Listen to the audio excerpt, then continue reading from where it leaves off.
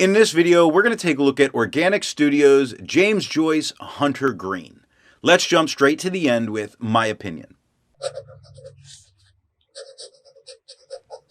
As a green, this is almost dark enough to pass as a black. Almost. And it can shade the slightest bit with some of the finer nibs. Now, while I did say it is almost dark enough to be a black, it still holds on to that green just enough to not actually fool you. Really, a very nice, dark, rich green. On non-fountain pen paper, the green gets more pronounced than it does on some of the higher quality paper, and still looks really good. Generally, I prefer my greens to come with a ton of shading, but this green is certainly nice enough that it doesn't need it in order to stand out on the page.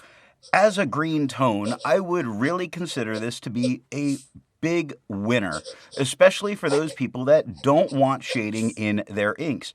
There's not really a lot of shade here, almost none, honestly. So a great green, it just doesn't shade.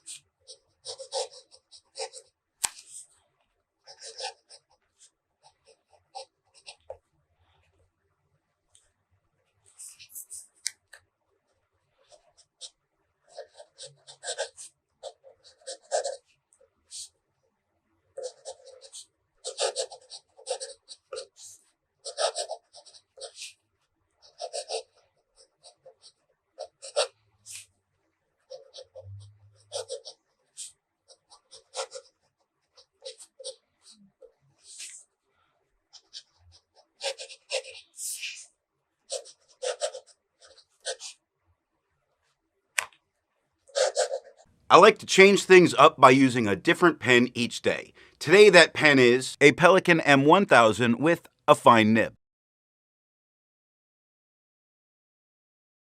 It's inked up, used for a day, and used to take the notes for this video.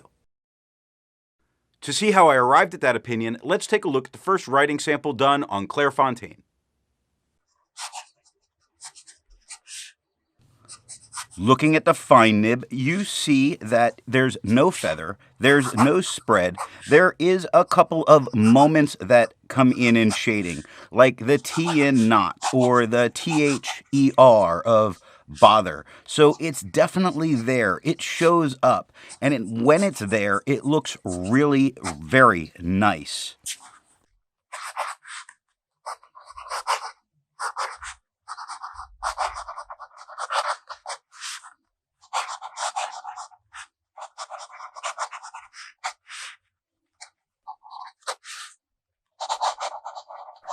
Looking at the medium nib, it is only a little bit darker than what we got with the fine. We get no feather, we get no spread.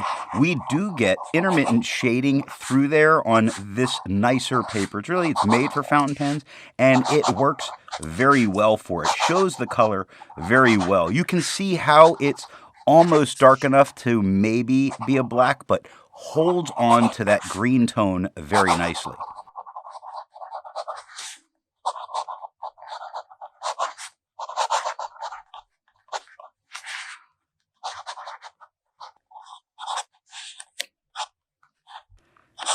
The double broad is the darkest tone on the page, and with that, it still is very much a green, but you can see here where it almost crosses that line a little bit when you look away at it, where it could possibly pass. Now, we get no feather, we get no spread, we get no shading.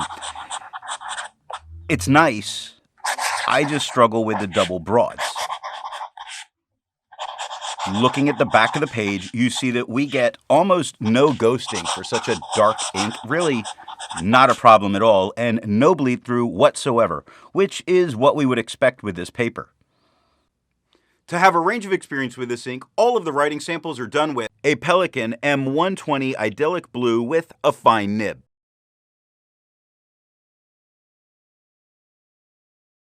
a Pelikan P200 with a medium nib,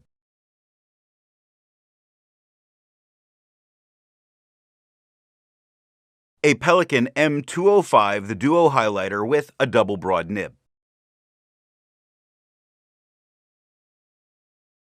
The next writing sample is done on a WritePad's reporter pad. Looking at the fine nib, it definitely is a green here. It is not so dark that it could pass as a black. Much better looking green. We're not getting any feathering. We're not getting any spread. We are getting a couple moments of shading that are occurring. Not a ton, not really stand out, but I don't know if you're writing in a reporter pad if shading is the thing that you're worried about.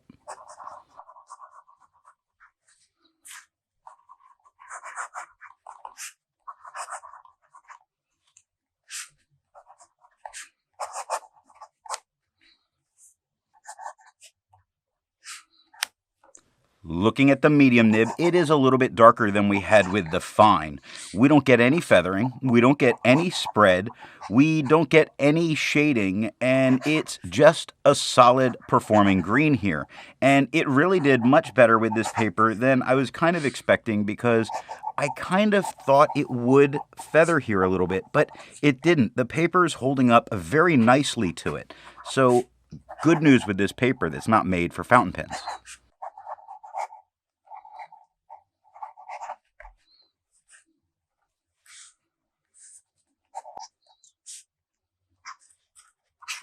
Looking at the double broad, we see that it is much darker than everything else that was on the page. It also is much more pronounced as a green. Now, we do get the tiniest bits of feathering that do occur a couple of times. In the third line, you'll see the word truths, where there's a little bit of feathering there, or have, and we do get a little bit of spread, but this is a very wet double broad. I do think it's doing very nicely. Looking at the back of the page, you see that this paper has some real strength to it. We get no ghosting whatsoever, making using the back of the page incredibly easy. And with no ghosting, obviously, it has no bleed through. I agree with Vita. There's a lot to learn by doing multiple chromatographies.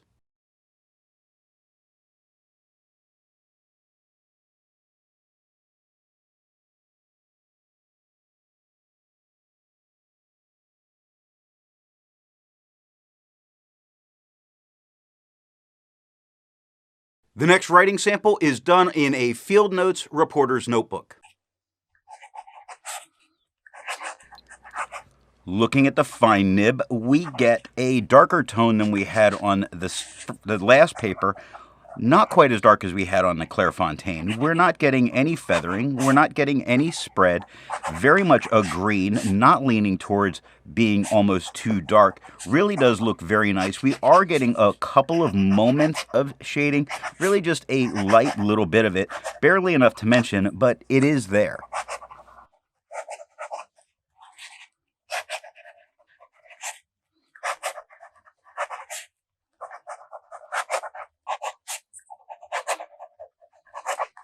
The medium nib is just about the same tone that we had with the fine. We get the tiniest bit of feathering. If I were to zoom way in, you can see it, but I have to get close and really look for it with the naked eye, so not really a big deal. We get no spread. We get those couple of moments of shading, and that's really it. It's the absorbent nature of this paper.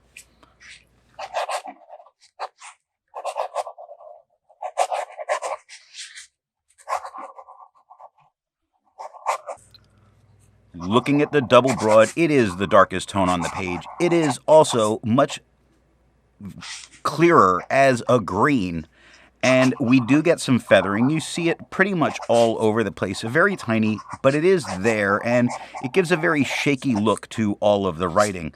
Now, we're getting some spread, and we're not getting any kind of shading. I do think this is going to be one of the nicer examples with the double broad, though.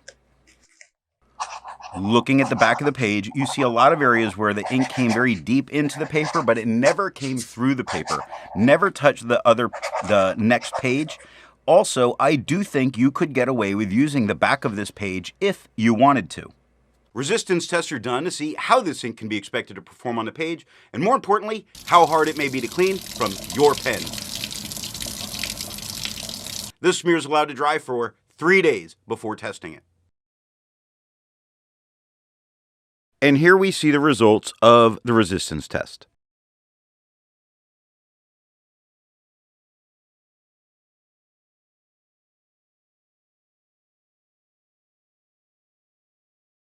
The next writing sample is done in a Portage reporter's notebook. Looking at the fine nib, we see a very nice green. We get no feather, we get no spread, we get really no shading, but a very solid, very nice looking green. It's not the same green that we've been getting on the other papers, but in its own way, it is very, very nice.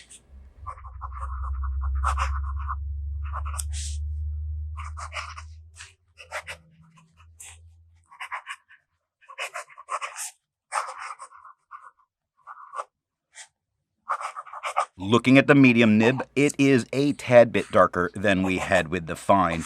We're not getting any feathering, we're not getting any spread, we're not getting any shading, and then I see the word "that" on the second line, which certainly is a bit darker than the word "become" just above it. So there is. You can almost miss it, like I almost did.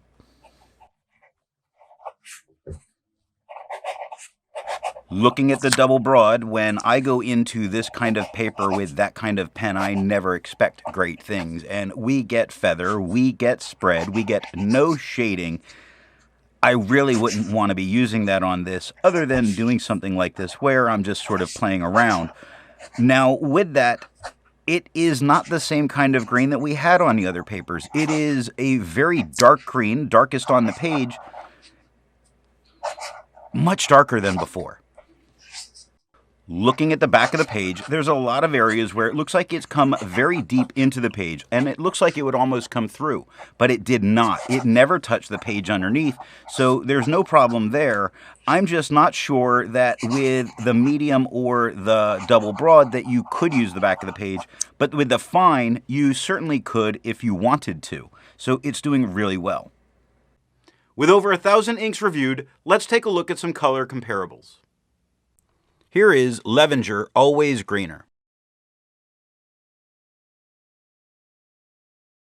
Here is Monteverde Yosemite Green. Here is Noodler's GI Green. Here is Sailor Dandyism.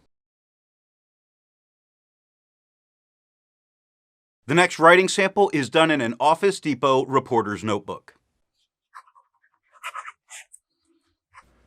Looking at the fine nib, a very different green than we've had before, but this one is still feathering, it is still spreading, it is not shading, it is not performing well, it is on a paper that I've come to consider one of the worst papers that I'm using, which is funny considering what comes as my last paper.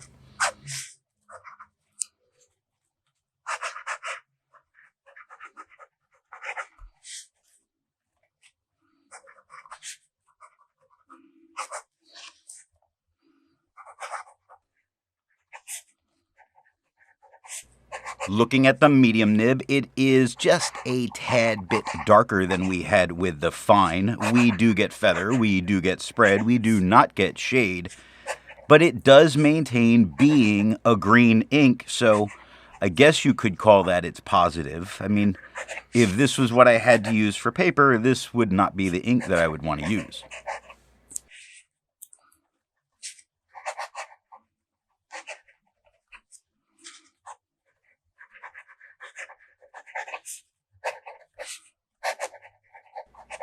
The double broad is just plain disgusting. It feathers, it spreads, and it does both with gusto. It is absolutely horrible. Now, the tone is incredibly dark on the page, almost giving that, could this maybe be a black or is it a green? But it just holds on to that green well enough, which really speaks well for this ink in how it's doing, that it really does hold on to that greenness. Looking at the back of the page, to say that this bleeds would be an understatement. I've had to go with this paper to basically ditching that second page. When you see the writing on the back, there is no wonder why it bleeds so much. The amount of ghosting means using the back of this page is unthinkable. While it's nice to find other inks in the same color family, I'd prefer to find an ink that complements its color on the page. Here is an orange ink by Robert Oster, their Red Orange.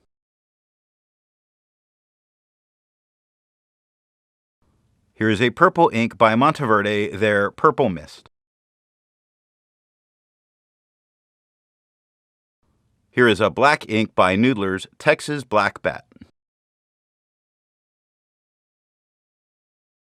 Here is a red ink by Roher and Klinger, their Alt Bordeaux. The last writing sample is done on 20-pound copy paper. Looking at the fine nib, it is a very dark green. It does feather, which we expect. It does spread, which we expect. It does not shade, which we do not expect with this paper. It really is a problem with this.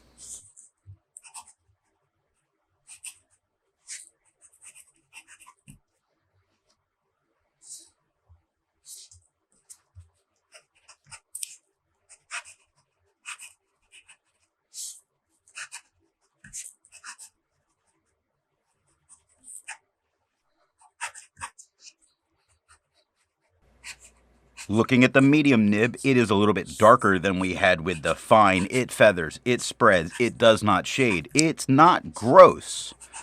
It's just grossly underperforming the paper, not the ink.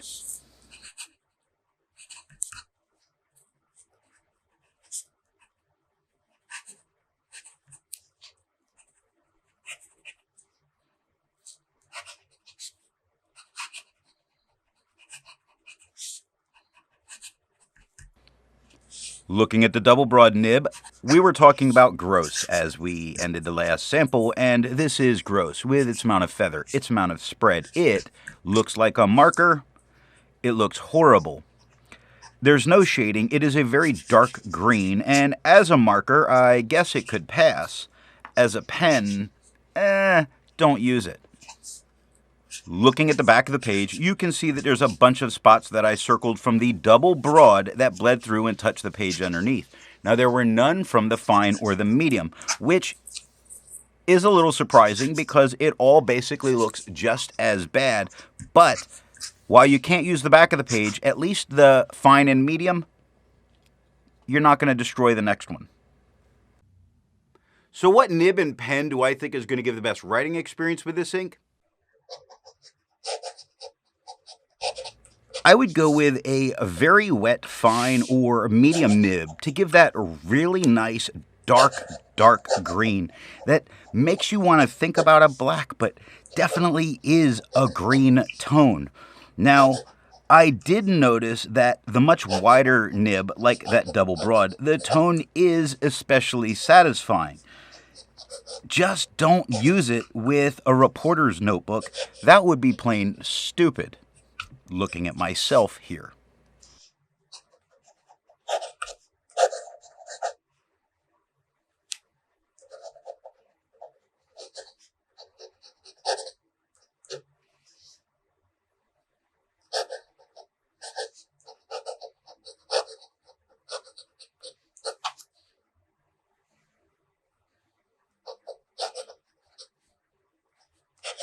I hope you got something out of this video, and if you did, do all that YouTubery stuff.